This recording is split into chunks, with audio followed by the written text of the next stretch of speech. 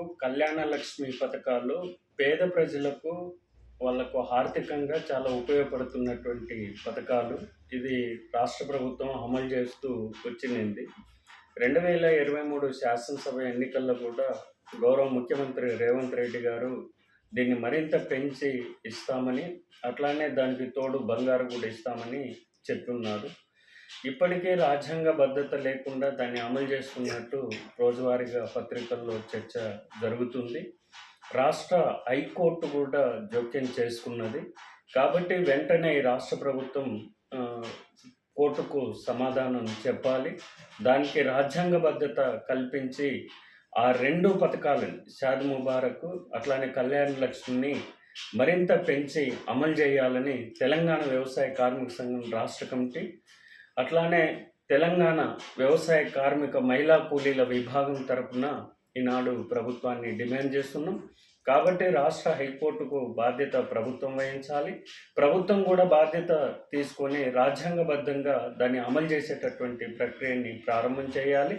ఇప్పటికే నిలిచిపోవడం వల్ల, ఇప్పటికే లబ్ధిదారులకు పేమెంట్ చేయకపోవడం వల్ల ఆర్థికంగా వెనుకబడ్డటువంటి పేద కుటుంబాలు ఆ యొక్క ఆర్థిక భారం పడి చితికి వేలాడదీసేటటువంటి పరిస్థితి ఉంటుంది. మరింత దారుణమైనటువంటి పరిస్థితి ఉంటుంది.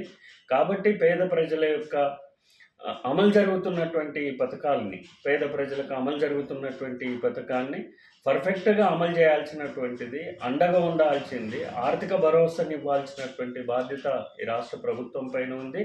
వెంటనే రాష్ట్ర ముఖ్యమంత్రి గారు గౌరవ రేవంత్ రెడ్డి గారు స్పందించి దీన్ని వెంటనే రాజ్యాంగబద్ధకు కల్పించి అమలు చేయాలని ఈ సందర్భంగా వ్యవసాయ కార్మిక సంఘం డిమాండ్ చేస్తుంది.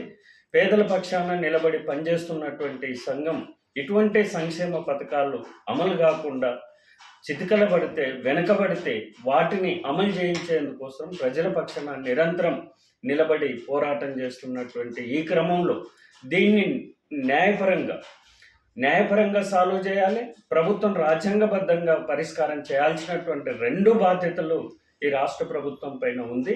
కాబట్టి వెంటనే రాష్ట్ర ముఖ్యమంత్రి గారు జోక్యం చేసుకొని దీన్ని పరిష్కరించాలని ఈ సందర్భంగా నేను కోరుతా ఉన్నా. ఈ సమావేశంలో నేను సంఘం రాష్ట్ర ప్రధాన కార్యదర్శి వెంకట్రాములు, అట్లానే కూలీల కన్వీనర్, మహిళా కూలీల కన్వీనర్ బొప్పని పద్మ గారు ఈ యొక్క విన్నపాన్ని రాష్ట్ర ప్రభుత్వానికి సూచిస్తుంది.